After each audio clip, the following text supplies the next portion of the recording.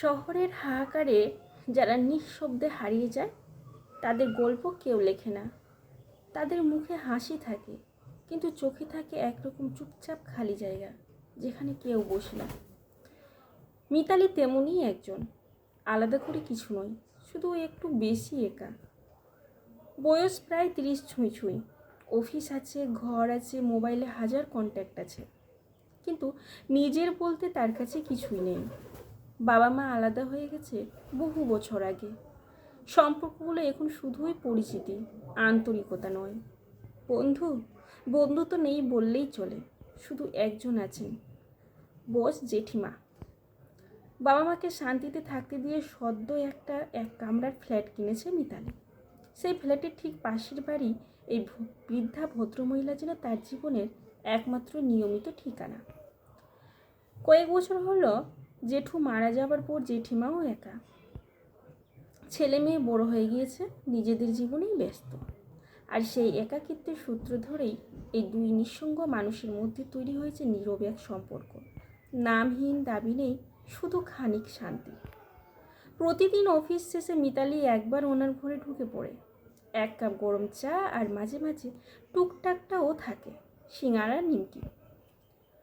চায়ের কাপে ডুবিয়ে খাওয়ার মতো ছোট ছোট আনন্দ, যা এই যান্ত্রিক জীবনের মধ্যে একটুকু আশ্রয় মিতালির জীবন। এমনই নিয়ম মেনে জীবন চলছে মিতালির। এরকমই এক সন্ধ্যায় মিতালি স্টেশন থেকে 3টে বিরিয়ানি কিনে নিয়ে অফিস থেকে ফিরছিল। বস জেঠিমা আর সীমাদি। জেঠিমা সারাক্ষণ দেখে রাখার মানুষ, ভেবেছিল জেঠিমার সঙ্গে বসে চা খেতে খেতে বেগুনটাও জমে যাবে। এই ছোট্ট আনন্দটাই তো ওর শেষ হয়ে যাওয়া দিনটাকে সুন্দর করে তুলবে।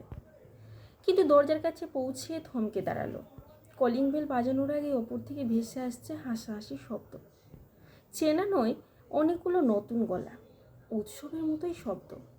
অনেকক্ষণ কান পেতে রইল মিতালি। যাবে নাকি ফিরে যাবে তাই ভাবছে।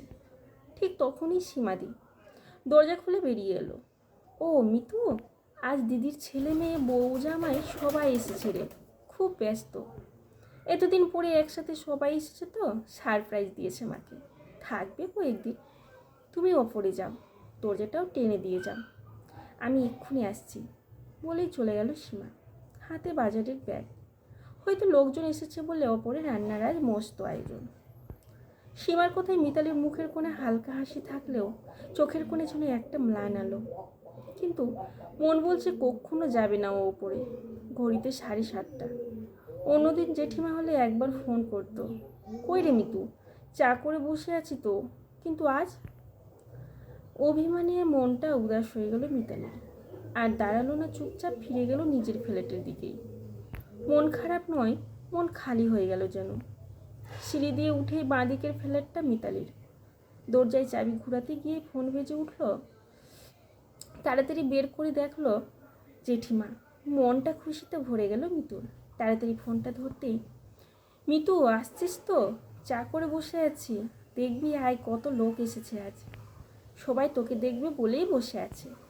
মিতালি একটু থমকালো। যেটুকু বলা উচিত ছিল সেটা গলার কাছে এসে আটকে গেল।